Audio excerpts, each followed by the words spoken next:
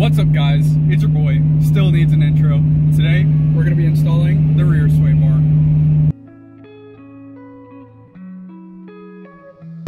Now if you saw, not last Friday, but the Friday before, when we replaced the front sway bar, I mentioned at the very end of the video, I severely underestimated how much time I had on my hands, how big my toolbox was, and most importantly, my own skill level. I figured I'd be able to just kind of knock it out in a couple hours, but it seems like that is not going to be the case.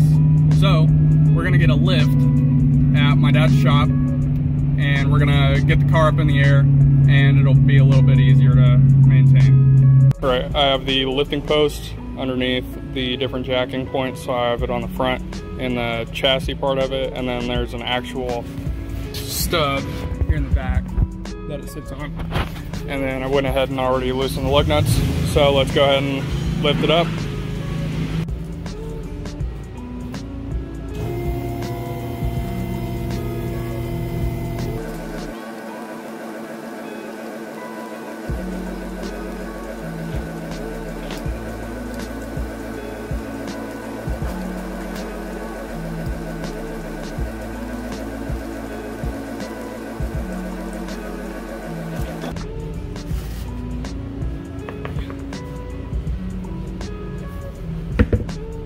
Now the first thing you're going to take apart is going to be this end link here. You have a 15mm bolt with a 5/8 nut on the back side of it. So we'll put the 5/8 on here, put our 15 on here. All right, once you got it pulled out of the way, you'll just put the nut back on the bolt like so, and then we'll go to the other side and do that one. And then once you have everything unhooked, you can see it's already starting to come loose. So next comes the fun part. We're going to start dropping the subframe. We have 18mm bolts that are about 6 inches long a piece, one on each corner. So we have one right under here, one under here, and then the same thing on the other side. Once we start to drop it, everything should drop at the same time. The only few things we might need to watch for are the struts, because they may need to be undone as well. The spring, but you also have to remember how long the spring is, so it shouldn't come out of place as long as we don't back the bolts out completely.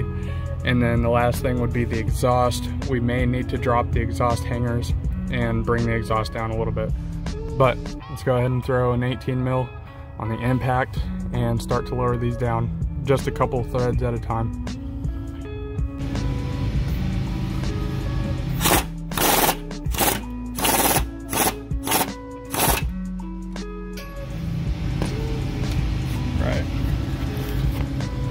There you can see, just drops it a little bit.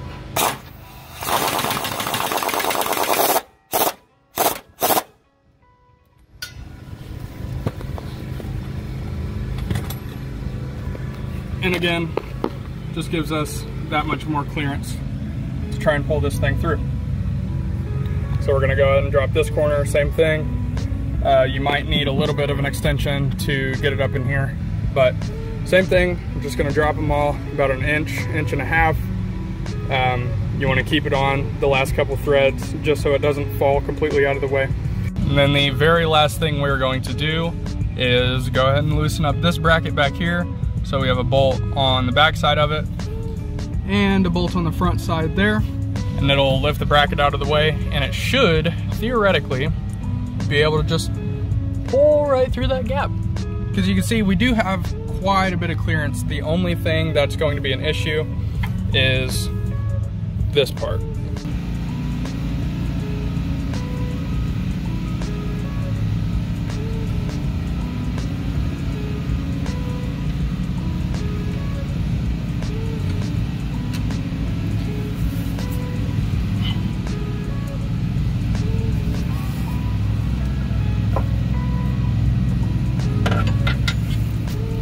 Alright, that is one bracket out of the way. You can see this thing is ready to come out of there.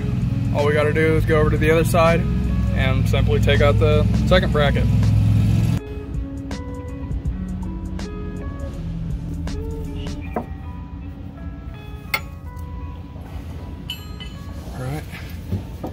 she's free. Look at that. So now comes the fun part, trying to figure out how that is gonna come up and come through there.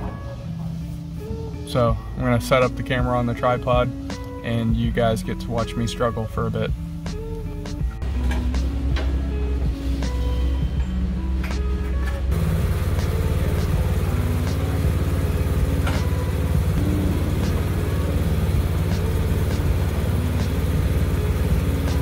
Alright, the first thing I had to do was undo this brake line. It's just a 10mm bolt.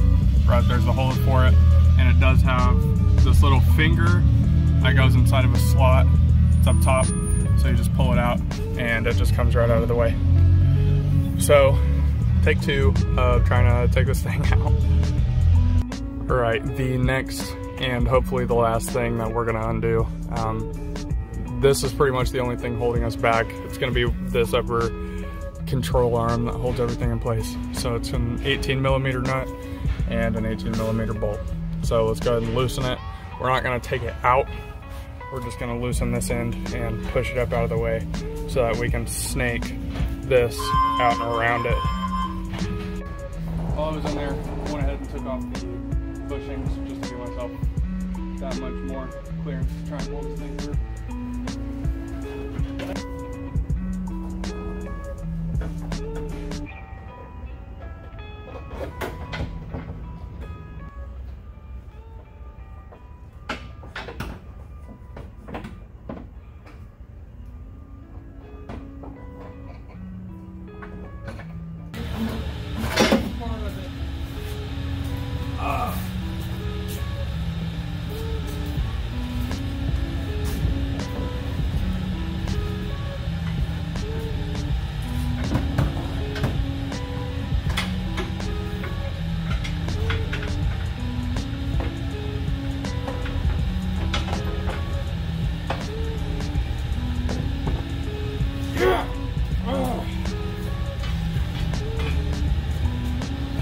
So tiny. There you go. I didn't even 3 o'clock yet. Woo.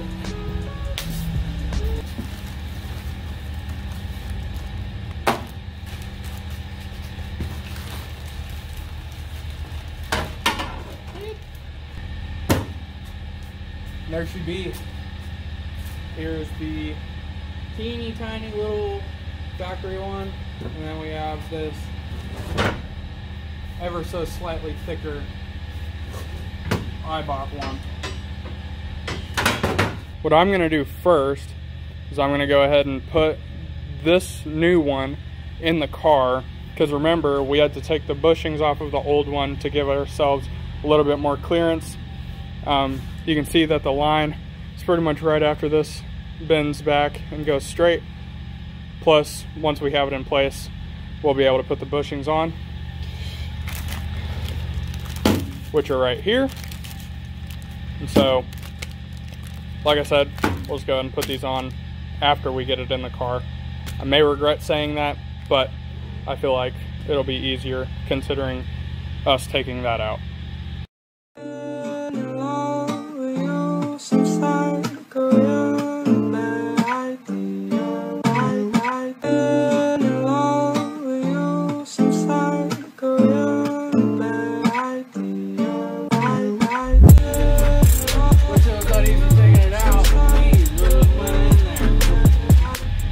Alright, the first thing we're actually going to do is go ahead and just put this end link in place, just to help us keep it from moving around a whole bunch.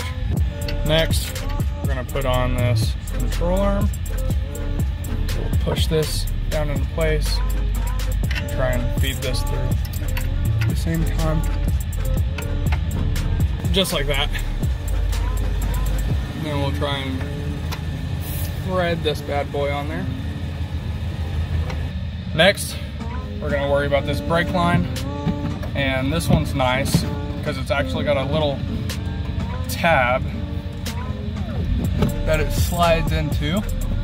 All right, now comes the time to put the bushings in and put the brackets over them. So again, just like the fronts, Ibach has wonderful people working for him that put splits in it. So we're gonna go ahead and take our grease.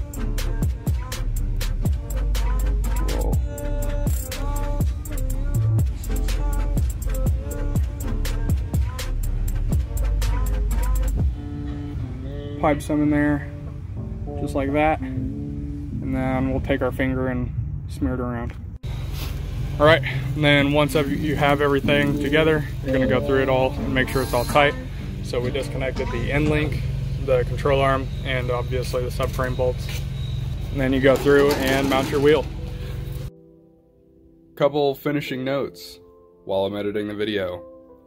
First off, make sure you have all the tools and supplies that you're gonna need in order to do this job.